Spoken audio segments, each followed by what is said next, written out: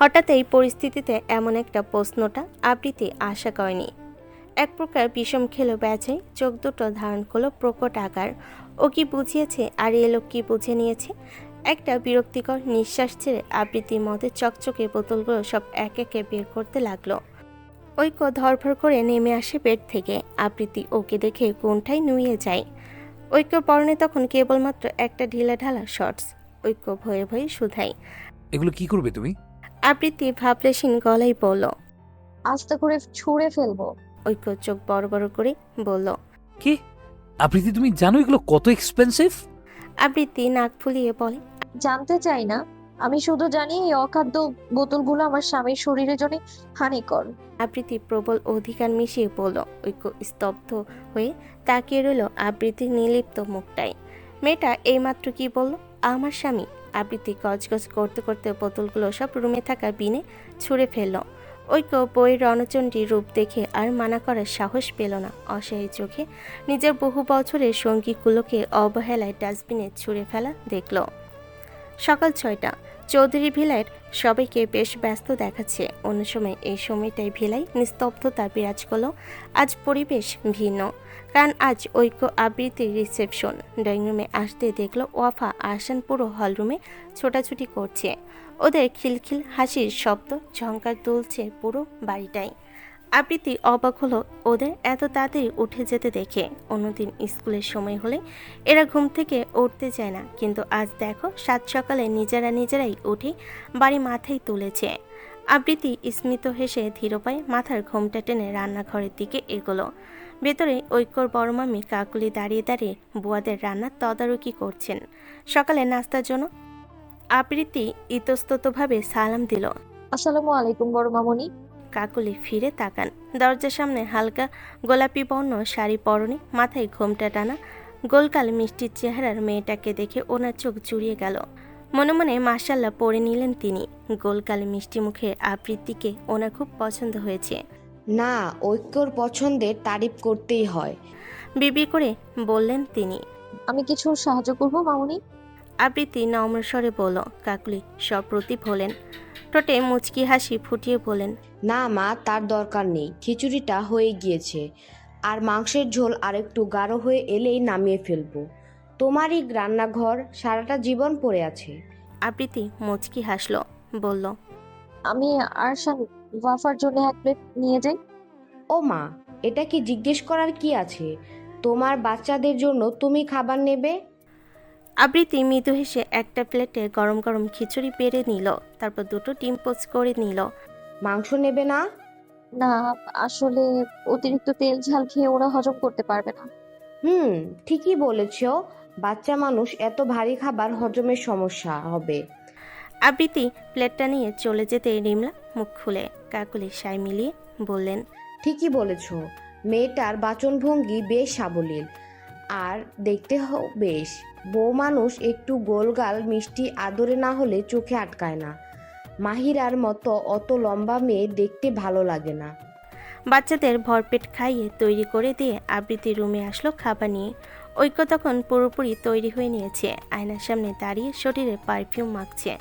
Black and white স্যুটে বেশ সুদর্শন দেখতে লাগছে। বলিষ্ঠ গতরে দীর্ঘদেহী শ্যামবর্ণ ঐক্যকে আয়নায় আবৃত্তিকে দরজার কাছে দাঁড়িয়ে নিচের দিকে ট্যাপ ট্যাপ করে তাকিয়ে থাকতে ঐক্য ফিচেল হেসে বলে। মিসেস চৌধুরী, ভেতরে আসতে পারেন, এটা আপনারই কক্ষ।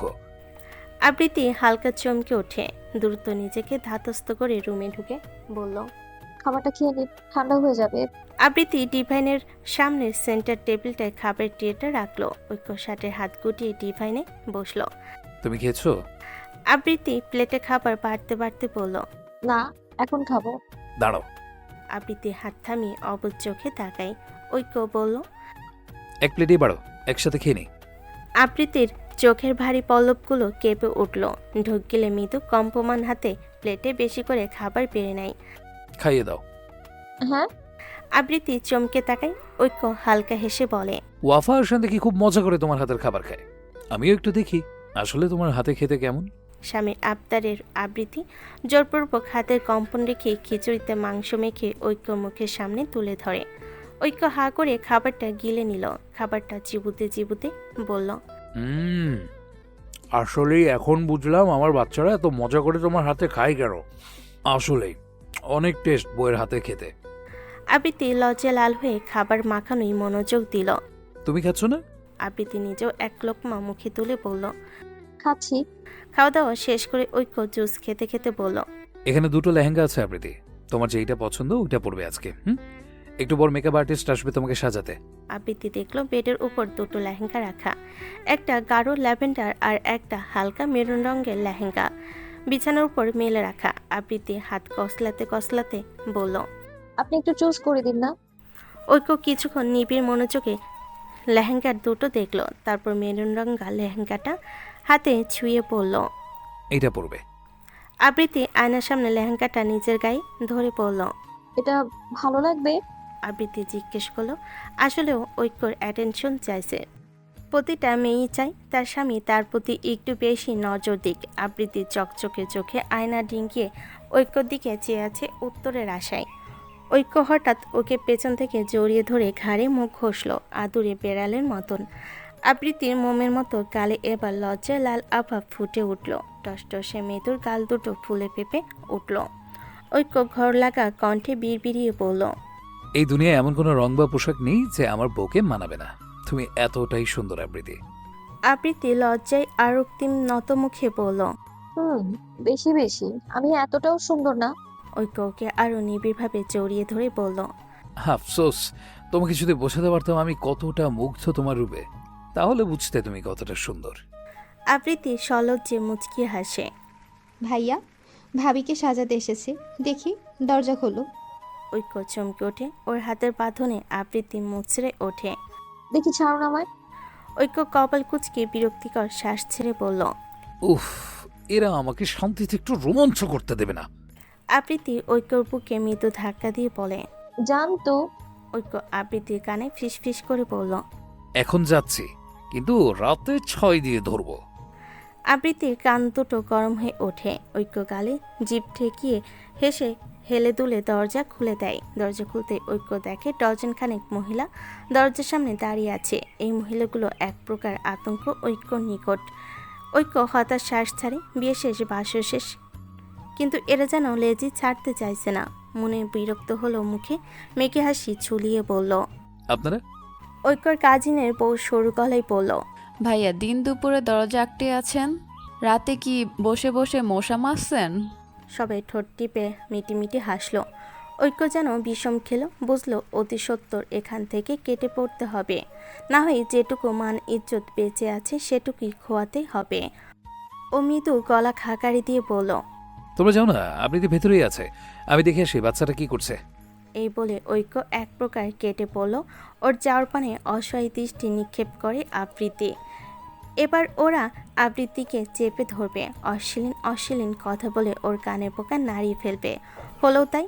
আবৃত্তিকে চেঞ্জ করতে গিয়ে কালচে বর্ণ ধারণ করা কোমরের দাগগুলো দেখে ভাবি সমাজের একজন দুষ্টু হেসে বলল।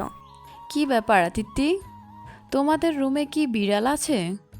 আবৃত্তি অবুঝ গলায় শুধালো। বিড়াল কই না তো, কেন ভাবি? উনি রয়ে সয়ে বললেন।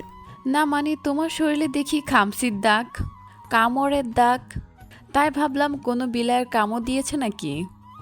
আবৃত্তির মাথাটা চক্কর কেটে ওঠে। ইচ্ছে করছে এদের সামনের থেকে এক ছুটে পালিয়ে যেতে। আবৃত্তি দোকান চেপে ধরে তার স্বরে চেঁচিয়ে ওঠে। আল্লাহর দোহাই লাগে, চুপ করুন আপনারা, একটু রেহাই দিন। ঐশী লজ্জায় ফোনটা হাতে নিয়ে চলে গেল। বাগানে হাঁটতে হাঁটতে ভাবলো, ছিছি, এনারা কি বলছেন এসব? ওর বিয়ের পরও কি ওকে এসব চিমার্কা কথা শুনতে হবে? ভাবতেই ঐশী কান দুটো কেঁপে ওঠে। ঐশী তো লজ্জায় মরে যাবে। ওর ভাবনার মধ্যে হাত দুটো ওর নির্মেদ সরু কোমর আঁকড়ে চিলের মতো ছো মেরে বাড়ি পেছনের দিকটায় নিয়ে গেল। হঠাৎ আক্রমণে হতবিহ্বল ঐশী চিৎকারটুকুও করার সময় পেল না।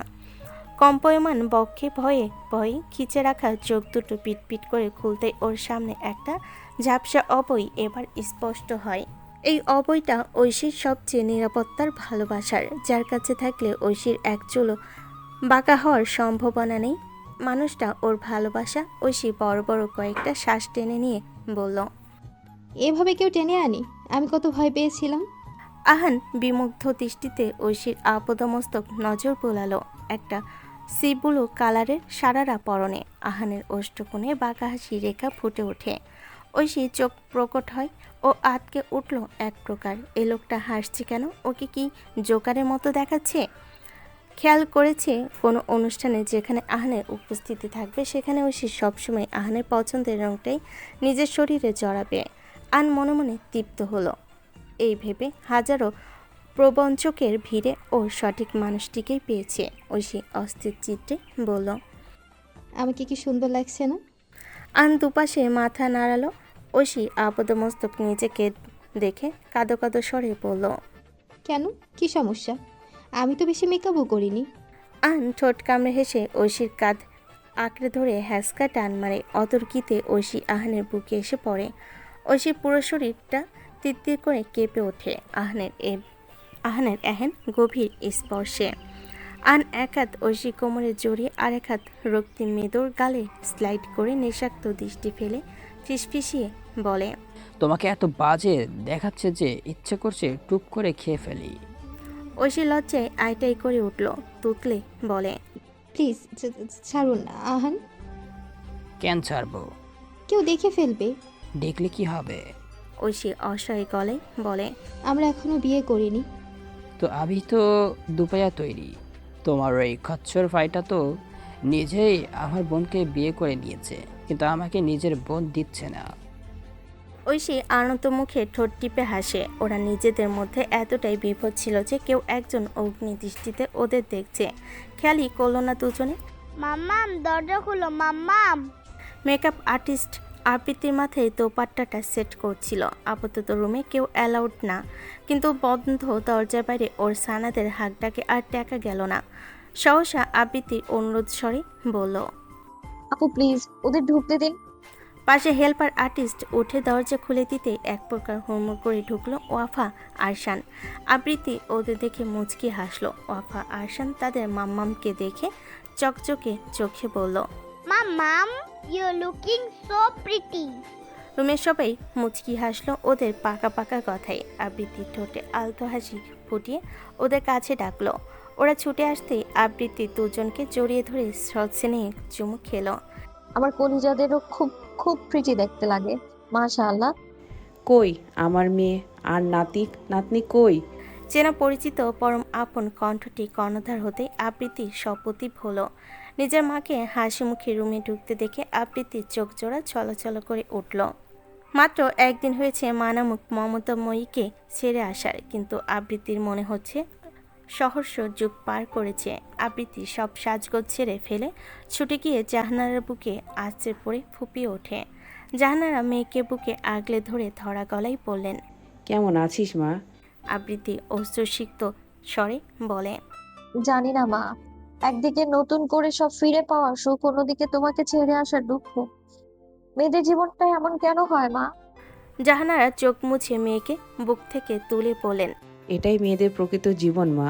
আল্লাহ মেয়েদের তৈরি করেছেন ত্যাগের মূর্তি প্রতীক হিসেবে। আর এই ত্যাগে কিন্তু নারী জীবন মহিমান্বিত। রুমে ঢুকতে ঢুকতে দারাজ গলায় বললেন জোবাইদা চৌধুরী। জাহানারা চোখের পানি মুছে বললেন। আসুন আপা। জোবেদা চৌধুরীর হাতে একটা গহনার বাক্স। জাহানারা নাতি নাতনিদের আদর করে বিছানায় বসলেন। জোবেদা চৌধুরী বাক্সটা খুলে বিছানায় রাখলেন। একটি সোনার হার জলজল করছে সেখানে। জোবেদা চৌধুরী বললেন। দেখো তো মা, পছন্দ হয়েছে কিনা? এটা আজকে পরবে তুমি, আমার তরফ থেকে তোমার জন্য তোহফা। আবৃত্তি নরম স্বরে বলল। আম্মু, এসবের কি প্রয়োজন? এতগুলো জুয়েলারি আমি কখন পরবো? আবৃত্তির মুখে আম্মু ডাকটা এত মধুর শুনতে লাগলো। প্রকৃত অর্থে আজও না নিজেকে শাশুড়ি মনে হচ্ছে।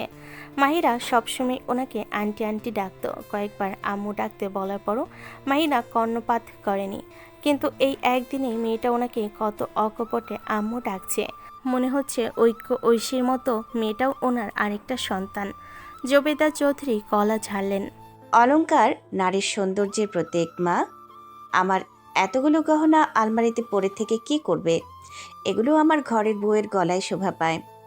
এই বলে গহনাগুলো নিজের হাতেই উনি আবৃত্তিকে পরিয়ে দিলেন। ওয়াফা আরশান নানুমণির কোলে বসে বিমোহিত ডাগর ডাগর চোখে তাকিয়ে দেখছে সেজেগুজে পুতুল বনে যাওয়া তাদের মাম্মামকে। মাশাআল্লাহ, কারণ নজর না লাগুক। ভাবি আসো, আউটডোর ফটোশ্যুট করতে হবে।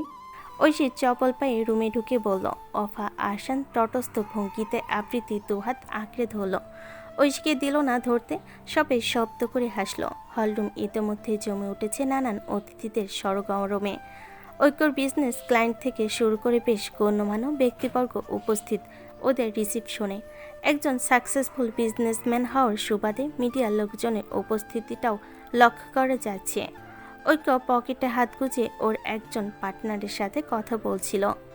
হঠাৎ হলরুমের লাইটগুলো সব নিভে গেল। সবার সাথে সাথে ঐক্যর নজর তড়িৎ স্থির হয় সিঁড়ির কাছে জ্বলে ওঠা স্পট লাইট বরাবর। অফা আরশান প্রফুল্ল মুখে আবৃত্তির দুহাত আঁকড়ে সিঁড়ি বেয়ে নামছে। ঐক্য দৃষ্টিতে যেন গোটা পৃথিবীর শীতলতা ভর করল দৃশ্যটা দেখে। জীবনে কখনো ভেবেছিল এমন সুন্দর একটা দৃশ্যের সম্মুখীন ও হবে। গাঢ় মেরুন রঙা লেহেঙ্গাটায় আবৃত্তিকে দেখে ঐক্যর মনে হয় দুটো হার্টবিট মিস করলো। বইয়ের মাত্রা অতিরিক্ত সৌন্দর্য ওর বুকে আরেকবার চিনচিনে ব্যথা জাগালো। বন্ধুর গুঁতো খেয়ে ঐক্যর চৈতন্য ফিরল। গলা খাকারি দিয়ে সিঁড়ির কাছে এগিয়ে এসে নিজের ডান হাতটা বাড়িয়ে দেয় আবৃত্তির দিকে।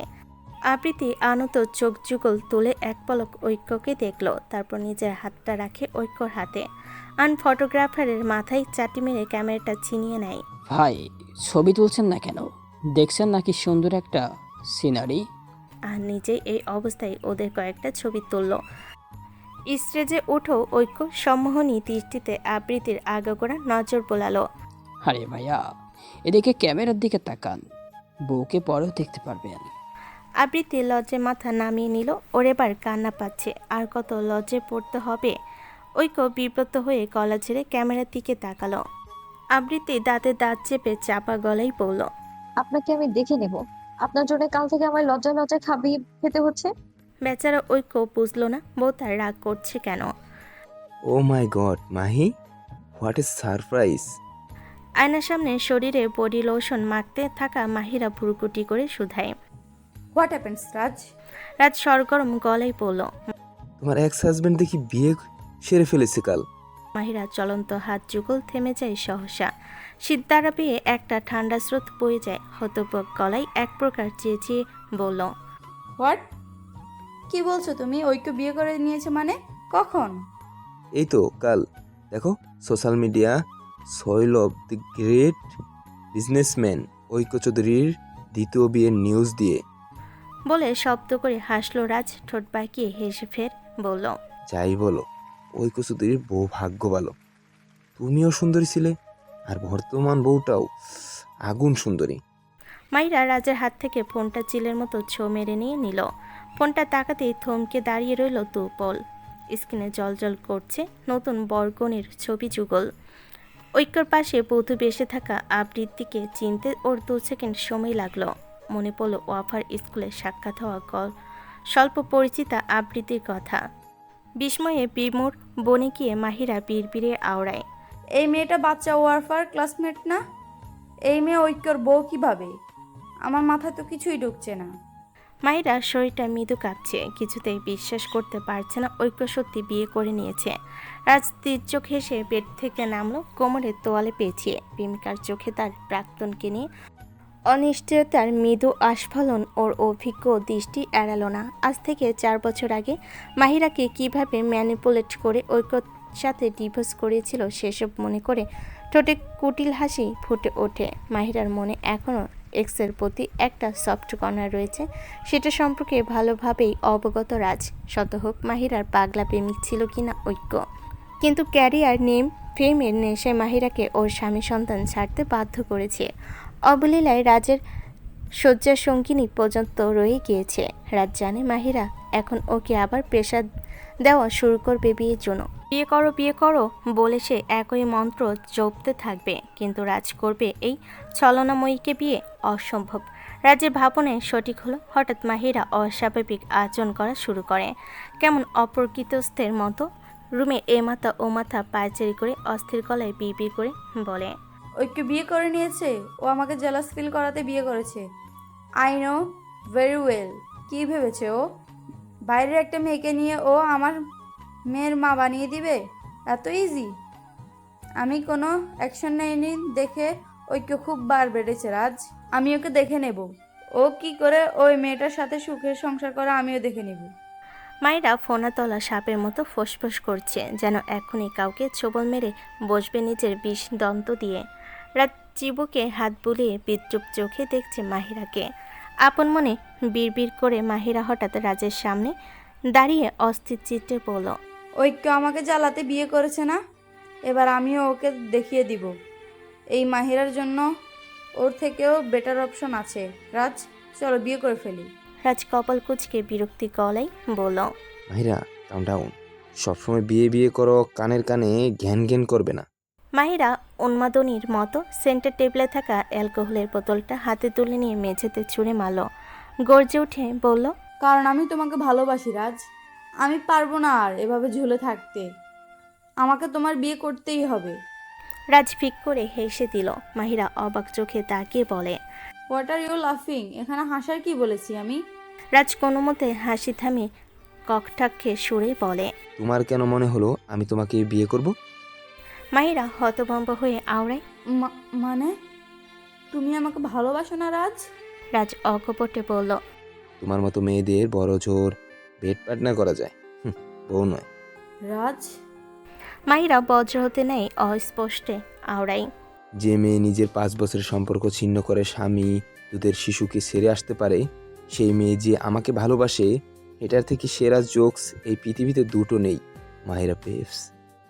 মাহিরা যেন আজ অবাক হওয়া দিন। যে পুরুষটার প্রচলনায় মাহিরা নিজের ভালোবাসাকে ছাড়লো, সন্তানকে ফেলে আসলো, সে কিনা আজ ওর দিকেই আঙ্গুল তুলছে, ওকে হেই করে কথা বলছে।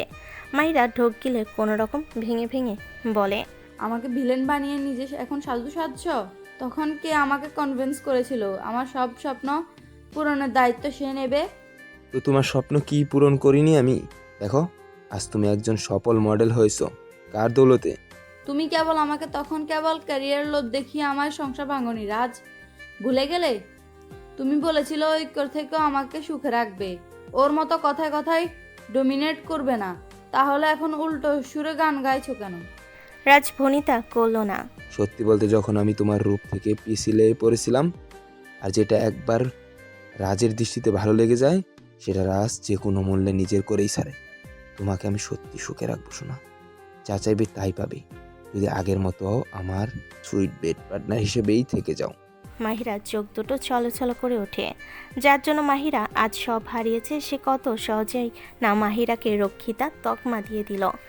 একটা ঢোক গিলে মাহিরা ভেজা গলায় বলে ওঠে, রাজ, আমি সত্যি তোমাকে ভালোবেসে ফেলেছি, তোমার শয্যা সঙ্গিনী অবধি হয়েছি। তুমি? রাজ কথা কেড়ে নিল। ও মাহিরা, প্লিজ এসব মেলোড্রামা বন্ধ করো। তুমি আমার বিছানা গরম করেছো, তার বিনিময়ে আমি তোমার কেরিয়ার বিল্ড আপ করে দিয়েছি। এই যে বিলাসবহুল লাইফস্টাইল লিড করছো, ডোন্ট ফরগেট, এটা আমার দোলাতেই করতে পেরেছো। মায়েরা হঠাৎ ঘর কাঁপিয়ে হেসে দিল। ওর হাসির শব্দে রাজের সিদ্ধারা শীতল হয়ে যায়। কেমন গা ছমছমে ভুতুরে শুনতে হাসির শব্দটা। মনে মনে একটু ভীতু হলো রাজ, বুঝতে দিল না। নিজের অভিব্যক্তি আড়াল করে ভুরকুচকে থমথমে গলায় জিজ্ঞেস করে, হাসছো কেন? মাহিরা কোনো মতে নিজের হাসি থামিয়ে বলে, হাতি কাদায় পড়লে চামচিকা ও লাথি মারে। মানে? মাহিরা হঠাৎ একটা অদ্ভুত কাজ করে শরীর থেকে বাদ টাওয়ালটা খুলে ছুঁড়ে মারে রাজের সামনে। উন্মুক্ত হয় মাহিরার লাশময়ী নারী শরীরটা। রাজ বিস্মিত হয়ে তাকিয়ে রয়। মাহিরাকে দেখতে ওর মোটো স্বাভাবিক মনে হচ্ছে না।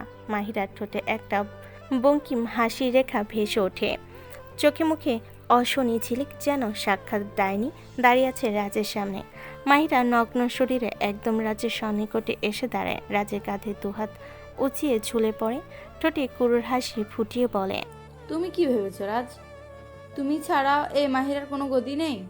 রাজ কিছু না বলে বিহ্বল হয়ে চেয়ে রয় মাহিরার ফর্সা কুটিল মুখটাই। মাহিরা বক্র হেসে নিজের শরীরটা দেখিয়ে বলে, এই আকর্ষণীয় শরীরটা দেখছো? যে কোনো পুরুষ মাত্র আকাঙ্ক্ষায় এই শরীর। যেমন ভাবে এই শরীরটাই পিছলেছ, তেমন ভাবে তোমার থেকেও বেটার কাউকে শরীরের মোহে জড়াতে এই মাহিরের বেশি একটা কসরত করতে হবে না। একটু থেমে ফের বলে ওঠে, আর আমাকে টাকা পয়সার খোটা দিচ্ছ? তুমি জানো যে ঐক্যকে আমি ছেড়ে এসেছি, সে ঠিক কত কোটি টাকা সম্পদের মালিক সে সম্পর্কে তোমার মিনিমাম ধারণা আছে? হ্যাঁ, আমি মানছি আমি ক্যারিয়ারের লোভে ওকে ছেড়ে চলে এসেছি।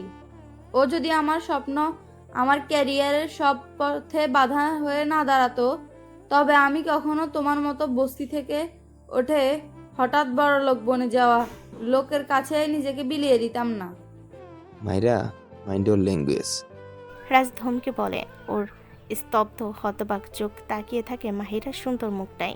কিন্তু আজ আর এই সুচির চেহারাটা ভালো লাগলো না রাজের নিকট, বরং মনে হলো যেন ওর সামনে একটা পিশাচিনী দাঁড়িয়ে আছে। মাহিরা রাজের ফর্সা গালে একটা চুমু খেয়ে ন্যাকামি স্বরে বলে ওঠে, বেবি, ল্যাঙ্গুয়েজ খারাপ তো আগে তুমি করেছ আমাকে স্লাট বলে, কিন্তু আমার না তোমাকে ছাড়া চলবে না। তুমি আমার জীবনে এসে ঐক্যকে ভুলিয়ে দিয়েছ। তোমাদের দুজনের মতো সুখ আমি আর কোনো পুরুষের কাছে পাইনি, বিশ্বাস করো। রাগিকা জ্বলতে লাগলো রাজের। দাঁত কিরমির করে বলল, কিন্তু আমি এখন আর তোমাকে চাই না। তুমি শুধুমাত্র আমার বিছানা গরম করার সাল্ট মাত্র। আমার স্ত্রীর সন্তান আছে। অপমানে মুখ লাল হয়ে যায় মাহিরার। এই শয়তানটার জন্য কিনা ও ঐক্যর পাগলামো করা ভালোবাসাকে পায়ে মারিয়ে এসেছিল, আর রাজ ওকে শুনতে হচ্ছে কিনা স্ল্যাট। মাহিরার ক্ষিপ্ততা এবার চরমে উঠল। তর্জনী তুলে শাসিয়ে বলল, আমাকে তোমার বিয়ে করতেই হবে রাজ। না করলে কি করবে? মাহিরা অপ্রকৃতস্থের ন্যায় হেসে ওঠে, ফিসফিসিয়ে বলে, তোমার আর আমার সুখময় প্রতিক্রিয়ার যতগুলো ভিডিও ক্লিপস অ্যান্ড ফটোস আছে, সেগুলোতে আমার মুখটা ব্লার করে ইন্টারনেটে ছড়িয়ে দেব। রাজ স্তব্ধ নিশ্চল দৃষ্টিতে তাকিয়ে থাকে মাহিরার কুটিল মুখটাই। মাহিরা রাজের বদলে যাওয়া ভীত মুখটা দেখে বড় আনন্দ পেল মনে। কি ভেবেছিলে মাহিরাকে পুতুলের মতো খেলে আবার ছুঁড়ে ফেলে দিবে? না রাজ, তুমি এবার আর আমাকে ডাবল ক্রস করতে পারবে না। এবার আমি এমন কিছু করব যে তোমাকে যে কোনো মূল্য আমাকে গ্রহণ করতেই হবে। রাজ দাঁতে দাঁত চেপে বলল, তোমাকে আমি দেখে নিব মাহিরা। বলে রাজ হনহন করে ওয়াশরুমে চলে গেল। রাত যেতেই মাহিরার মুখের ভাবভঙ্গি বদলে গেল। বিষণ্ণ মাহিরা অস্থির চিত্রে জামা কাপড় পরে বেডে বসে নিজের মাথার চুল খামছে ধরল। অদ্ভুতভাবে ওর বুকে কেমন যন্ত্রণা হচ্ছে। ঐক্যকে স্বেচ্ছায় ছেড়ে আসলো অন্য আরেকটা মেয়ের সাথে কিছুতেই মেনে নিতে পারছে না। অসহ্য যন্ত্রণা। মাহিরা হঠাৎ নিজের চুল খামছে ধরে। বুকে আফসোসের চিনচিনে ব্যথা। হেলাই কি হারিয়েছে তা মাহিরা আজ হাড়ে হাড়ে টের পাচ্ছে। শত হোক, দিন শেষে প্রতিটা মেয়ে চাই তার একটা সংসার হোক। ঐক্য নিখাত ভালোবাসা পায়ে ঠেলে ওকে রাজের প্রচলনায় পা দেওয়া উচিত হয়নি। যা ভুল হওয়ার হয়ে গিয়েছে। এখন রাজকে ছাড়া মাহিরার কোনো গতি নেই। একটা পশ লাইফ লিড করতে হলে ওকে যেভাবেই হোক রাজকে হাত করতে হবে। এই মডেলিংয়ে ভাত নেই যদি না রাজ মাহিরার হাতের মুঠোই না থাকে। চৌধুরী বাড়িতে আসল 5টা পড়ল রাতে। যখন রিসেপশন শেষে চৌধুরী ভিলা খানিক শান্ত হয়েছিল, বাড়িতে তখন কেবল আত্মীয়রা উপস্থিত ছিলেন। ঐক্যর ফুপুর সন্ধ্যা নামের পরপরই সবাইকে ড্রয়িং রুমে উপস্থিত থাকতে বললেন। বাচ্চাদের প্লে রুমে খেলতে বসিয়ে দিয়ে ঐক্য আবৃত্তি নিচে নামলো। মাথায় ঘোমটা টেনে আবৃত্তি কিচেনে গিয়ে সবার জন্য নিজের হাতে তৈরি করা ফুলকপির পাকোড়া আর চা নিয়ে আসে। ঐশী একটা আপেল কামড় বসাতে বসাতে সবার সাথে বসতে যাচ্ছিল। এমন সময় একটা রামধমকে আসছে পড়ল ওর উপর। ঐশী পোকার মতো তাকিয়ে প্রশ্ন করে। ঐশী হতভম্ব হয়ে উঠে চলে গেল। আশ্চর্য, ছোট মানে ও কি ওয়াফা আরশান নাকি? ও যেতেই ওয়াহিদা মুখ খুলেন। এক পলক আনন্দ মুখে ঐক্যর পাশে দাঁড়িয়ে থাকা আবৃত্তিকে পরখ করে বলেন। জোবেদা চৌধুরী চশমাটি ঠেলে অবাক দৃষ্টিতে তাকালো ননদের দিকে। অপুচ গলায় প্রশ্ন ছোড়েন, মানে ওর তো বাগদান হয়ে গিয়েছে ওয়াহিদা, তুমি কিসের বিয়ের কথা বলছো? ঐশী কান খাড়া করে নিল। আসলে ও তখন রুমে যায়নি, দোতলার মোটা পিলারের আড়ালে লুকিয়েছিল এখানে কি কথা হচ্ছে শুনতে। কিন্তু ফুপুর মুখে নিজের বিয়ের কথা শুনে ও বিভ্রান্ত হয়ে গেল। বুঝলেন না তিনি আসলে কি বলতে চাইছেন। ঐক্য তীক্ষ্ণ দৃষ্টিতে ফুপুর ভাবভঙ্গি বোঝার চেষ্টা চালিয়ে গেল। জুবেদা চৌধুরী বুঝলেন না ওয়াহিদা হঠাৎ ঐশীর বিয়ে নিয়ে পড়ল কেন। বিয়ে তো দেবই ওয়াহিদা, কিন্তু মেয়েটার ফাইনাল প্রুফ সামনে। বোঝোই তো এই সময়টার বিয়ের ঝামেলাটা কতটা প্রভাব ফেলবে।